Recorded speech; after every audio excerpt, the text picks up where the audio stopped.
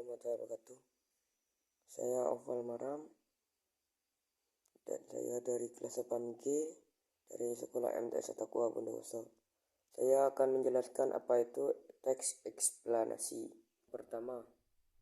Yang pertama, mengidentifikasi informasi dari teks eksplanasi. Teks eksplanasi adalah karangan yang isinya berupa penjelasan lengkap mengenai suatu topik yang berhubungan dengan fenomena alam maupun sosial yang terjadi di kehidupan sehari-hari. Suatu teks dapat dikatakan sebuah teks eksplanasi jika memiliki ciri-ciri sebagai berikut. Yang pertama, memuat informasi fakta. Yang kedua, membahas suatu fenomena yang bersifat keilmuan dan ilmu pengetahuan.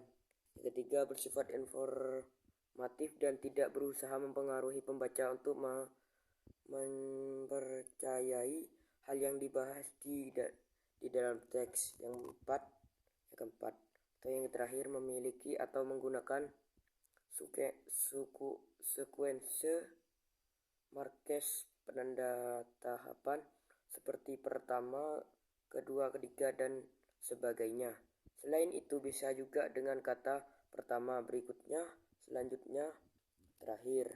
Yang kedua, menelaah struktur dari isi teks eksplanasi. Pertama, pengertian teks eksplanasi.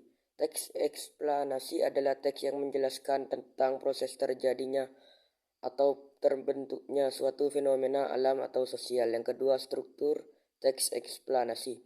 Teks eksplanasi disusun dengan struktur yang terdiri atas bagian pernyataan umum dengan penjelasan dan penutup. Yang ketiga atau yang terakhir, cara menyusun teks eksplanasi. Berikut adalah tujuan teks eksplanasi dibuat. Yang pertama, untuk menjelaskan fenomena yang terjadi alam maupun sosial. Yang kedua, untuk memperhitungkan mengapa fenomena itu terjadi. Yang ketiga, untuk menjelaskan bagaimana terjadinya suatu fenomena. Yang kedua, setelah itu pahami juga ciri-ciri teks eksplanasi sebagai berikut. Yang pertama, strukturnya terdiri atas pertanyaan umum, penjelasan, dan penutup.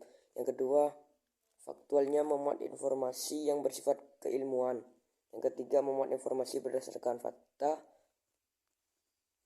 Ketiga atau yang terakhir, baru setelah itu kalian harus paham langkah-langkah menyusun teks eksplanasi sebagai berikut. Yang pertama, menentukan topik atau tema.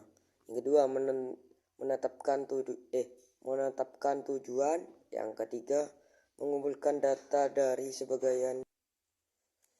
Yang keempat, menyusun kerangka karangan sesuai dengan topik yang dipilih. Yang kelima atau yang terakhir, mengembangkan kerangka menjadi teks eksplanasi. Kurang lebihnya mohon maaf.